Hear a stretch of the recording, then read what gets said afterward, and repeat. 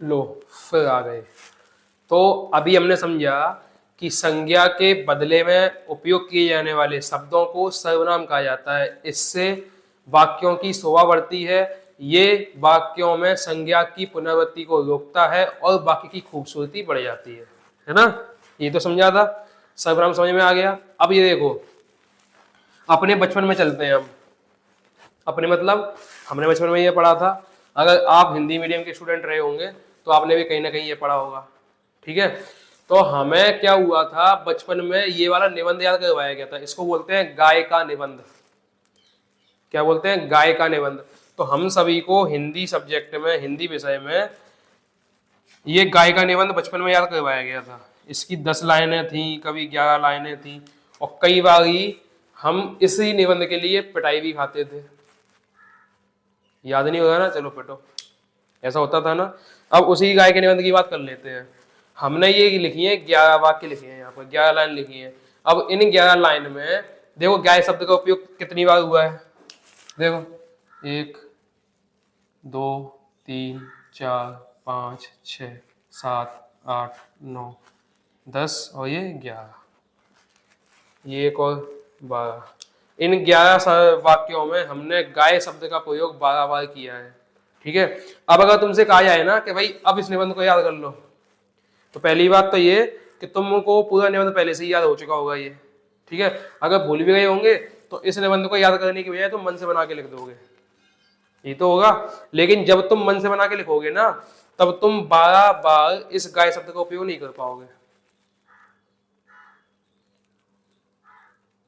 अब कहो क्यों नहीं कर पाओगे? हम तो कर लेते हैं, लिख भी सकते हैं। तो भाई इसलिए नहीं कर पाओगे क्योंकि अब आप हो चुके हो बड़े।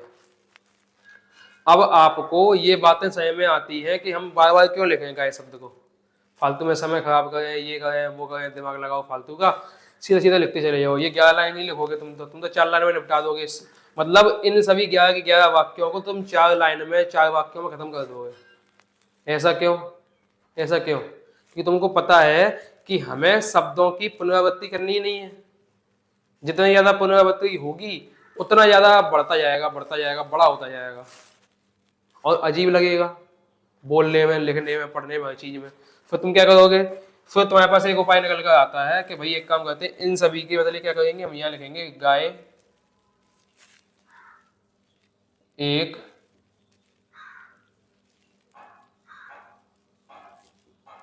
पालतू पशु है, इसके 4 पैर होते हैं,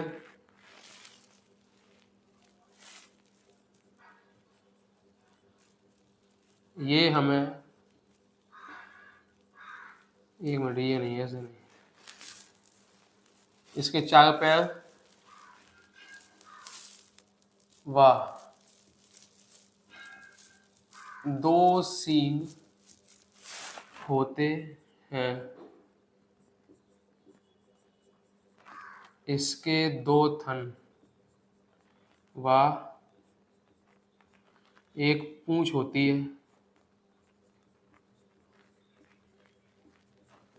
अब सोचो, ये 5 वाक्य थे, 5 को इतने में निपटा दिया। अब पहली बात सुनो कि तुमने यहाँ पर गाय का शब्द अभी तक सिर्फ एक बार किया, जो कि यहाँ 5 बार किया गया। यहाँ तक कितनी बार किया गया? यहाँ तक 5 बार। तुमने कितने उपयोग किया इसका?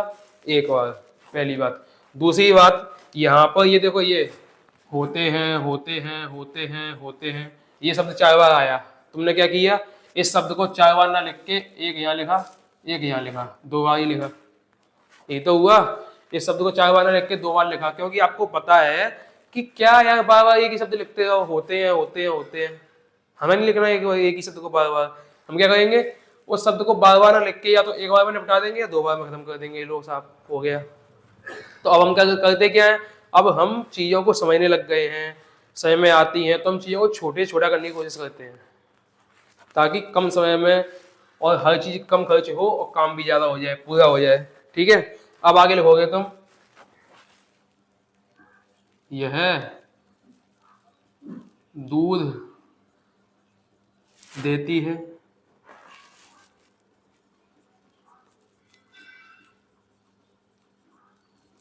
इसके दूध से हमें दही, मठा, पनीर, खोआ आदि मिलता है। इसके दूध से हम दही, मठा, खोआ व पनीर आदि बनाते हैं। इसके दूध से, इसको हटाओ, दही, मठा, खोआ व पनीर आदि बनते हैं। ये तो लिखोगे ना भाई, कुछ नहीं लिखोगे तो इतना तो लिखोगे। फिर तुम आगे बढ़ोगे तो क्या करोगे? यह गोबर देती है और इसके गोबर से पूजा की जाती है। यह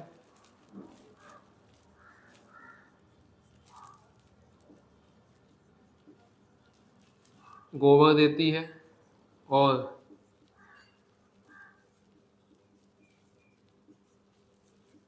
इसके गोबर से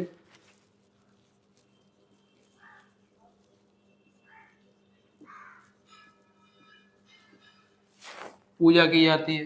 गोबर देती है, इसके गोबर से पूजा की जाती है। अब आगे लिखोगे गाय। गाय के बदले में ये सफेद, काली व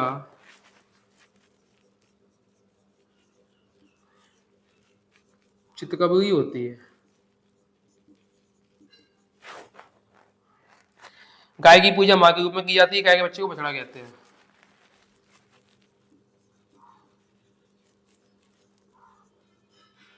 इसकी पूजा माँ के रूप में करते हैं और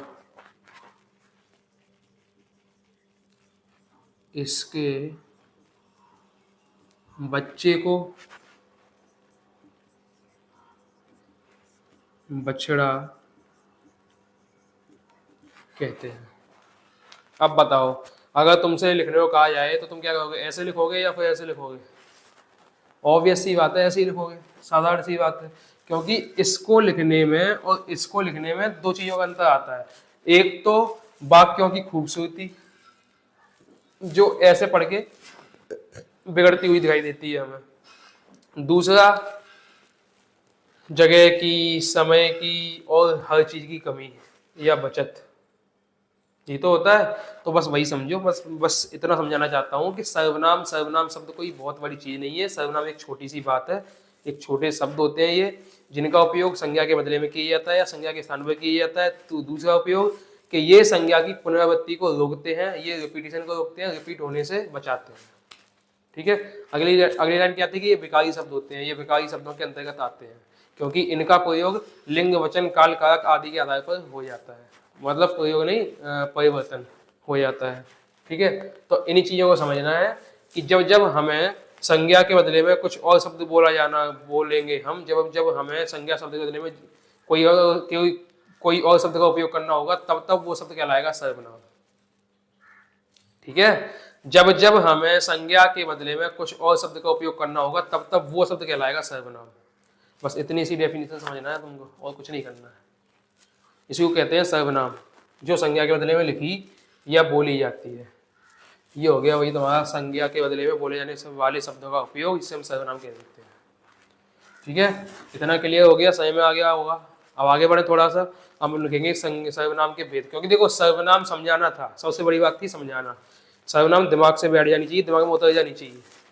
वो चीज़ थी कि भाई ये चीज़ समझाना है, क्योंकि ये नहीं समझाएंगे तो आगे तुम्हें पढ़ने में, समझने में समस्याएं होंगी कि भाई कैसे समझे हम सर्वनाम को। बस थोड़ा सा लिखा दिया और बना दिया, सब बन गए, हम सर्वनाम के किया था। ऐसा नहीं, समझो चीज़ को, दिमाग से समझो, लिख लिख के रट रट के नहीं, समझ में आना चाहिए।